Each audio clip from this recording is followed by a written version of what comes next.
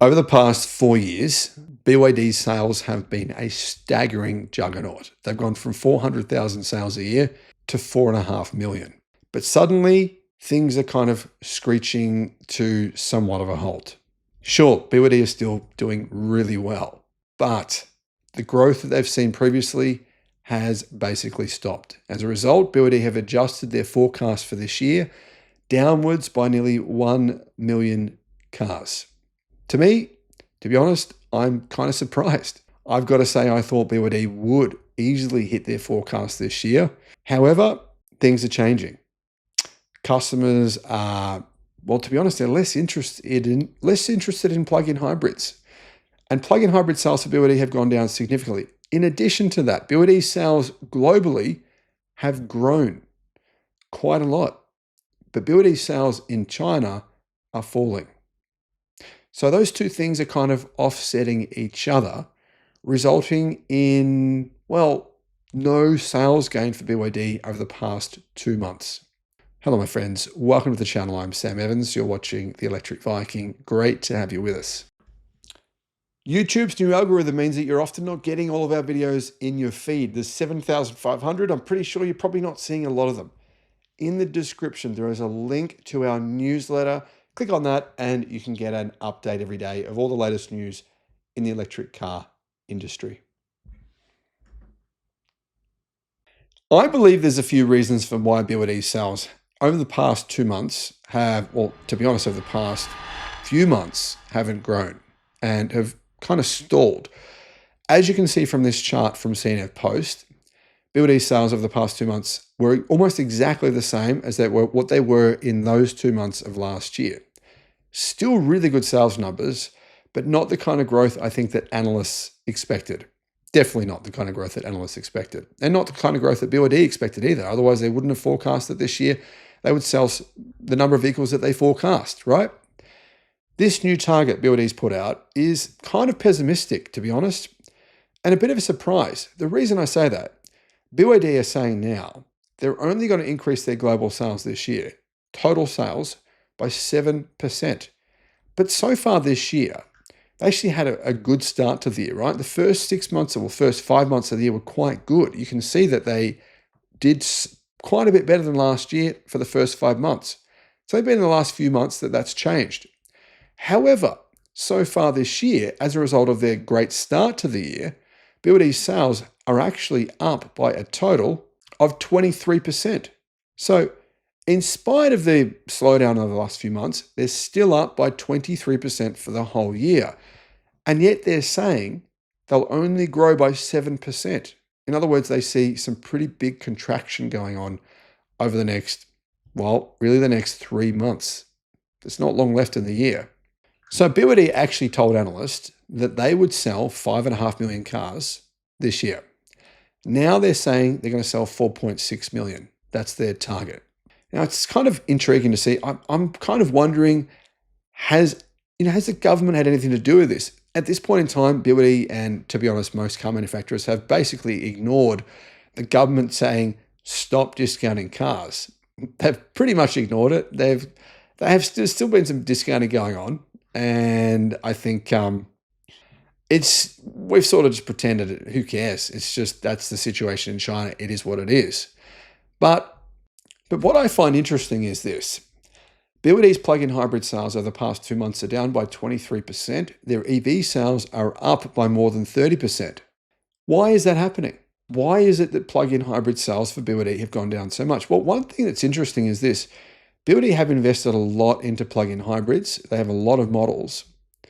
However, if you look at new energy vehicle sales this year, they're about 55% of all car sales in China.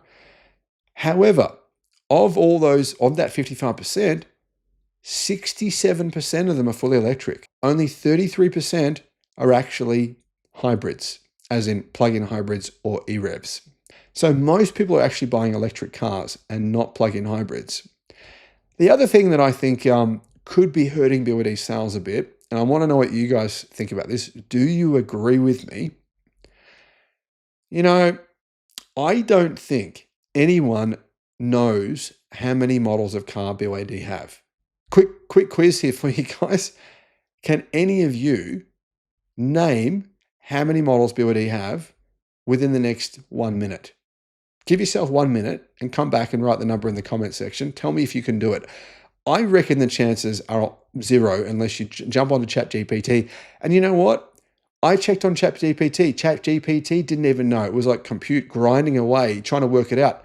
It's really difficult to work out because it's always changing. BYD have so many models of cars, so many plug-in hybrids, so many EVs, so many different versions of the same car. You've got to admit that, I mean, I'm literally reading BYD news every single day, and yet I can't keep up with it. I really can't keep up with it. So is there a bit of a analysis paralysis going on where people kind of think, well, which one would I buy? I'm kind of confused. I'm not sure which one to buy. Oh, there's another model. Oh, hang on, there's another model just came out. By the time they go to place an order, there's another model. And I think it could be a little bit confusing for customers to have so many different choices. It reminds me of when I was a kid. You might get $1. Back when I was a kid a long time ago, you had a couple of dollars maybe. You go into a lolly shop and there's so many different choices and you just don't know what to pick. And you just think, your brain starts to melt down. The other thing is customers also know the BYD's Blade battery, to be honest, it's technologically falling behind the energy density of lithium iron phosphate batteries that, some of the other car companies are using. For example, Geely, also Zeekr, the energy density of XPeng as well, and the charging speed in their cars. Yeah, we're talking 500 kilowatt charging speed. Energy density of a lot of these LFP batteries of about 190 to 195 watt hours per kilogram. That's a lot higher than BYD's EVs, which are charging at up to 250 for the mainstream models. You can only buy 2 models that have super fast charging, the Han L and the Tang L, and neither of those are selling for some reason. So really, the charging speed is not there.